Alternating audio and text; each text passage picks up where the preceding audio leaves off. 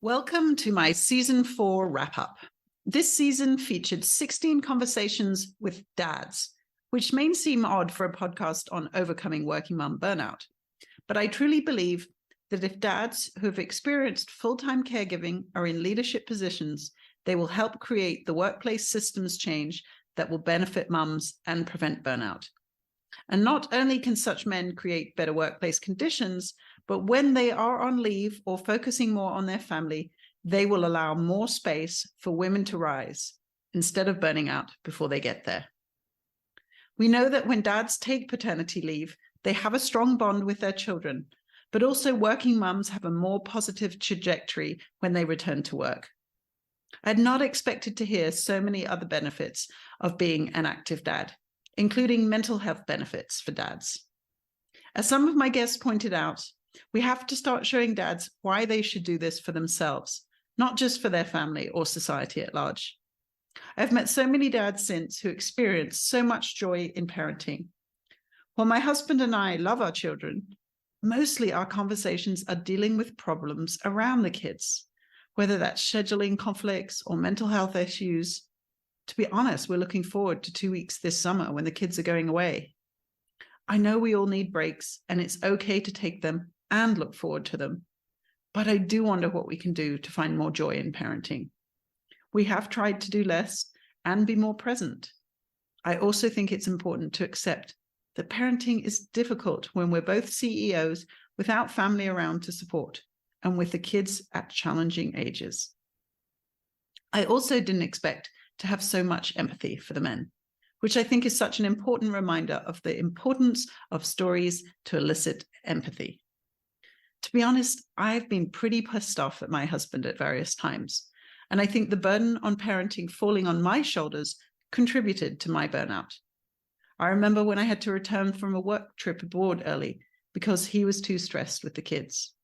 Nowadays, I try to get him to do dad duty at the weekends because during the week, he struggles more. I have also been frustrated that he couldn't step up to share more of the parenting load. When we used Eve Brodsky's Fair Play cards, I realized he does many of the practical tasks in our family, but he did not hold many parenting cards. He didn't want to step up because of how I criticized his parenting. So I had to own that, and now I try to leave him to solo parent, and I take a break rather than to share tasks on a daily basis. I deal with all the kids' activities and school-related activities. I tried sharing these, but he could not keep on track. He has strengths in different areas. When COVID hit, after a short quarantine, he was back in the office, an essential communications worker, not on the front line, but not helping at home with the kids. I had to take Fridays off every 2 weeks to recalibrate. I've learned to find ways to cope better with our circumstances by including more me time. So when in one of the early interviews, Michael Ray said, "We need to incentivize dads to take paternity leave," I had to bite my tongue. I felt like if dads had wanted to step up, then COVID was their perfect opportunity. Yet so many dads didn't. Even if they were working from home, mums bore the burden. And even when women earn more than dads, mums are still bearing the majority of the housework and parenting. Another reason I did not think this was a good idea was because in academia, both parents are given extra time to prepare their promotion files. But what this results in is more dads having time to be productive and mums focusing on child rearing, so that it creates greater disparities. Likewise, during COVID, men published many more articles than women, despite similar acceptance rates by gender, i.e. women were as good at publishing, they just did not have as much time to submit new work. Yet after listening to the dads, I realized there are a group of dads who do want to step up, who don't want the corporate stress, but who are struggling to get a foot through the door at home. For several reasons. One, they don't know what to do. They have not received the same cultural education in parenting that women receive from family or friends. In fact, they often feel so excluded from the conversation that it is hard to even ask for advice. Two, society portrays them as bumbling idiots, so it's difficult to feel confident that they can do what it takes without making rookie mistakes. especially without the skills development or time to practice. 3, women hold on to dominion of the home front in similar ways that men hold on to dominion in the workplace. And 4, there is an assumption that mums know best. Yet, as Derek Reynolds explained, a Black mother cannot teach her son how to behave in certain situations where she would not be seen as threatening, but a Black man would. Black boys need Black men as role models. Likewise, Jago pointed out, beyond the breastfeeding period, why do we think women make better parents? Parenting is hard, and a dad's perspective can be equally beneficial at problem solving. Dads today aren't the draconian authorities of the past. Many men who have felt trapped in their career or stuck on the outside can help children build resilience. Another reason why incentives might work is because men are penalized if they do want to be an active dad. So yes, there is a fatherhood bonus and a fatherhood forfeit. The fatherhood bonus is when companies see new dads as being more committed to being the breadwinner and provide a higher salary to support their growing family. At the same time, companies see mums as less committed because of their maternal duties, so they pay less, promote less, and reduce opportunities for travel and growth. This is the motherhood penalty and the maternal wall. In academia, the penalty is equivalent to a 5-year career gap, and this penalty plays out across women's lives, leaving many more elderly women in poverty. But the fatherhood forfeit also exists. This is when men who want to be dads ask for support to be dads, to take leave, or to have flexible work schedule. In this situation, though, not only are they mocked publicly by political leaders, but they are likely to be treated worse than mothers making the same request. Dads who want to be dads sink to the bottom of the workplace priority list. Finally, there are dads who have broken through these stereotypes and are the main parent or solo caregivers. They are role models for how to care in the modern world, but they still face scrutiny. The question is still, where's mum? And there's very little product support directed at them. Everything is mum tested and mum approved. It's such a missed opportunity.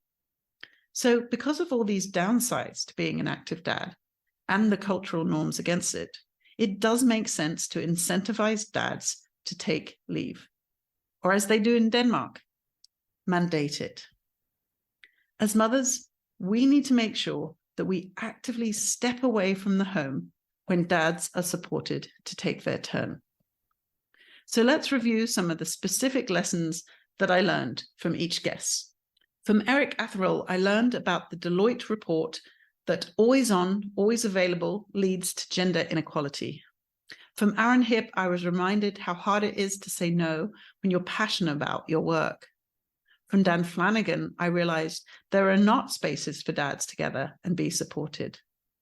From Jing Young, I learned about the struggles of men expressing their emotions. From Derek Reynolds, I saw the insanity of the justice system that would prevent a social worker seeing his son.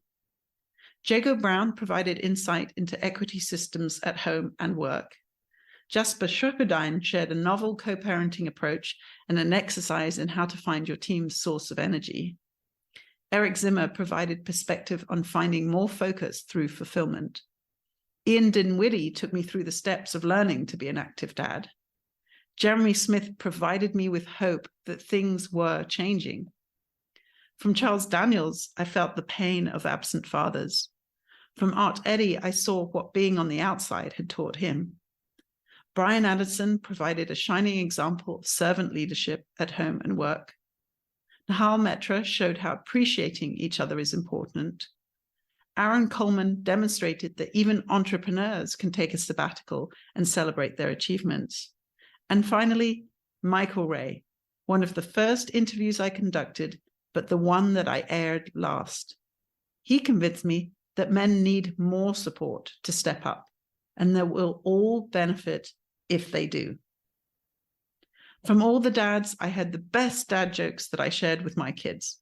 It became their daily request. What was the dad joke of the day? I also asked my son to listen to these episodes. These were examples of dads that I wanted him to hear. to hear the realities and struggles, the ups and downs. My husband listened to them too. I had hoped to interview him as the season wrap-up, to hear what he had learned.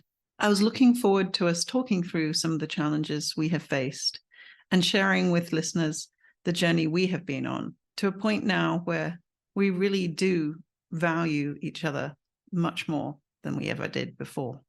But we're in the middle of moving house, and most of the stress has fallen on him.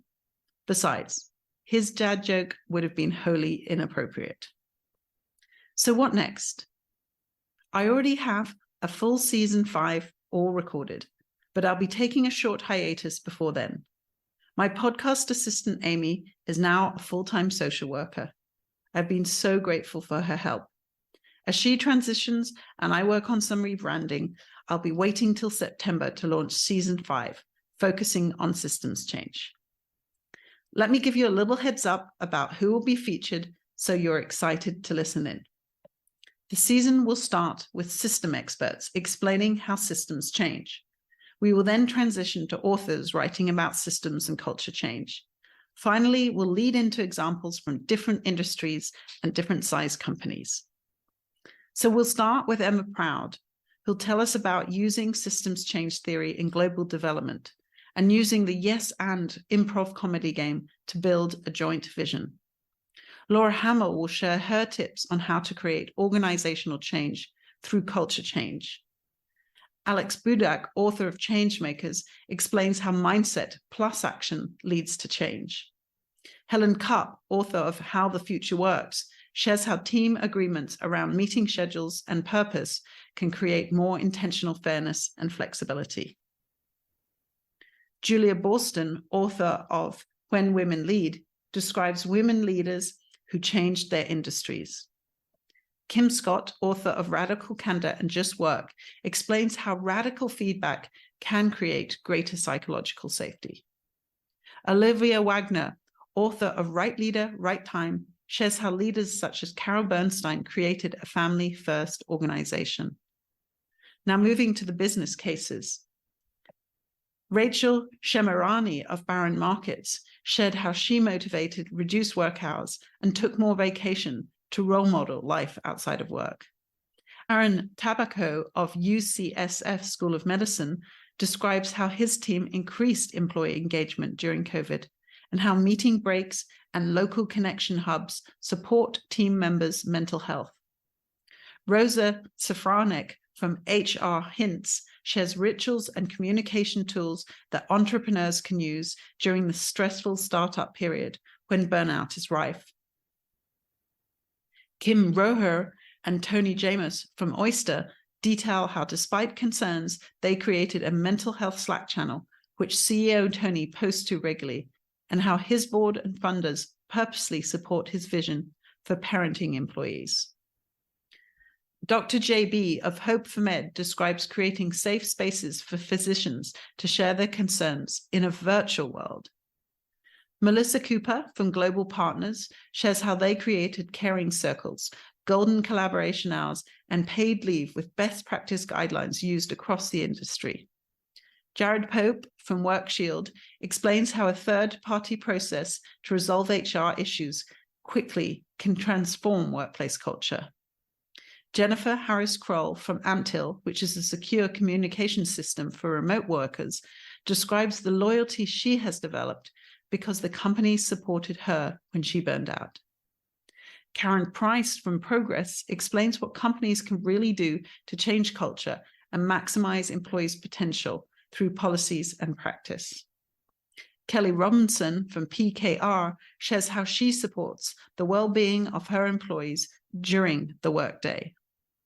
Stephanie Mercado from NAHQ describes how changing credentialing requirements changed her industry's values.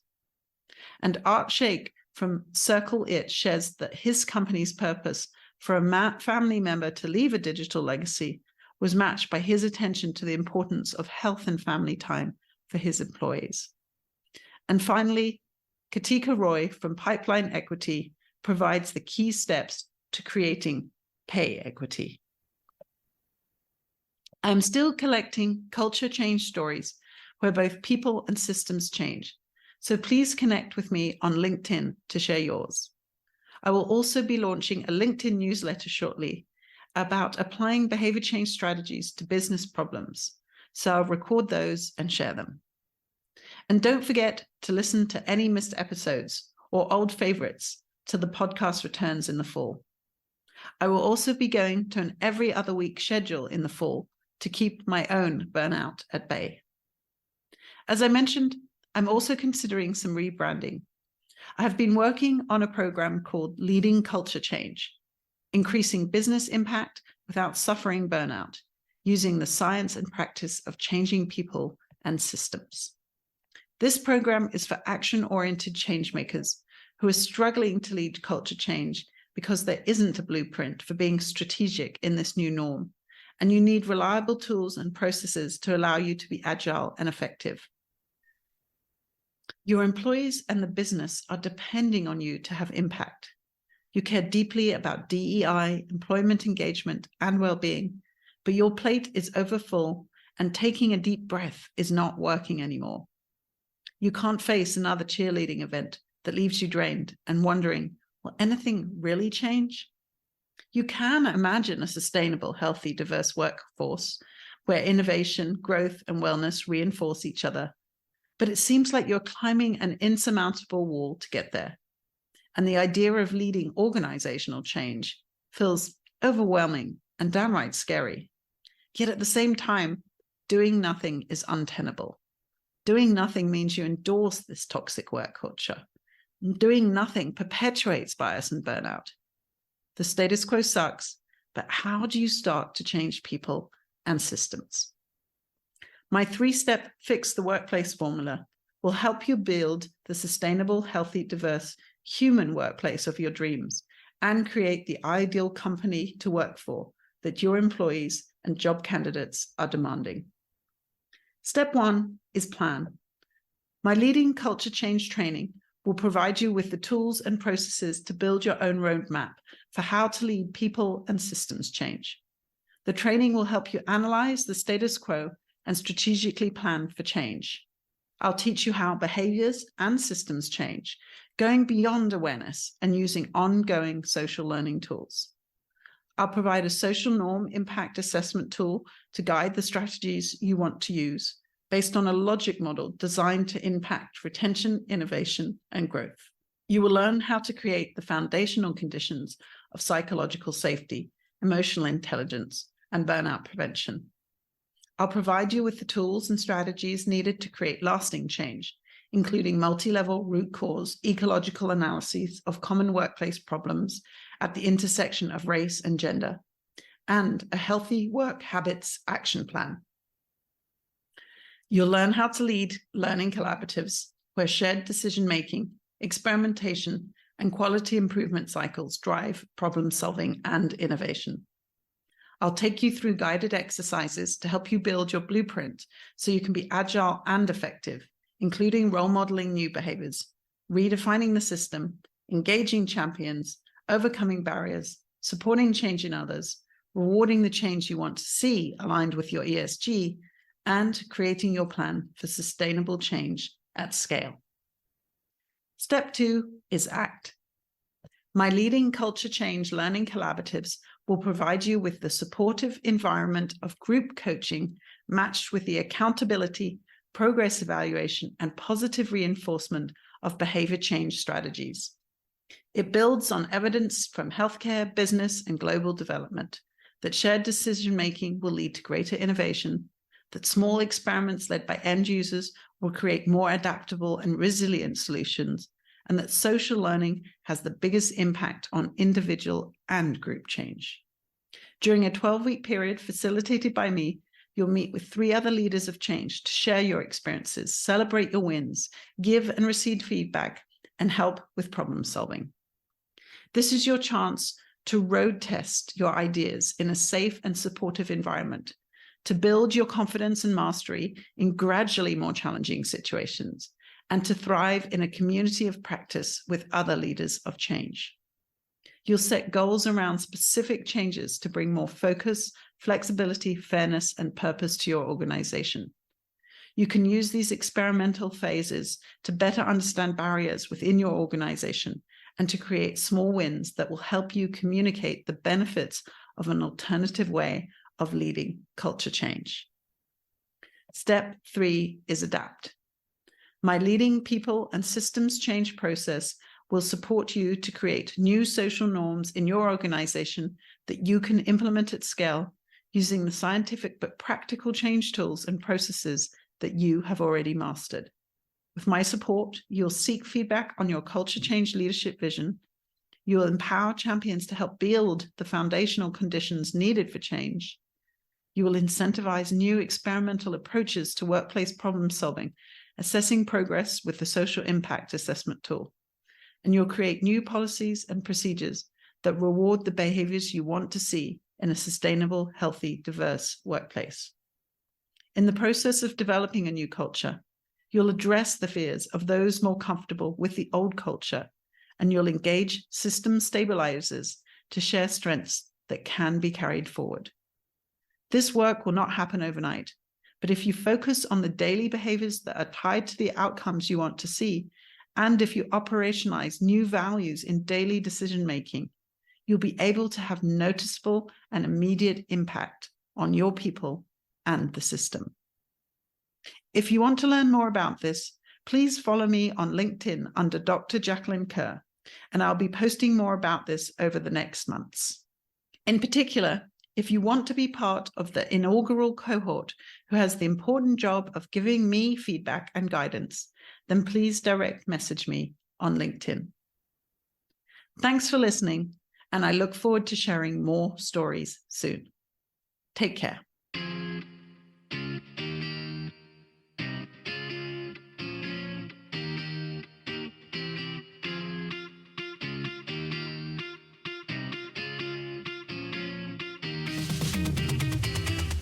Take control, you're a fighter.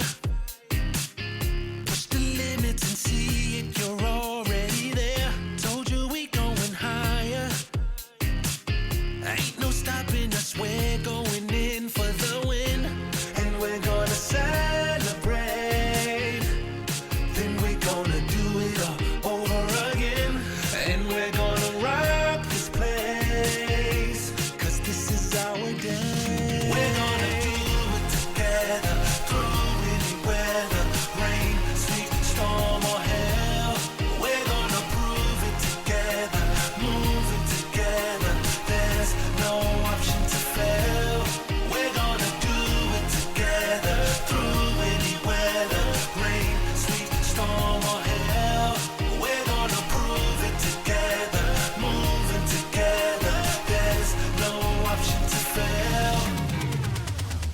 close your eyes, feel the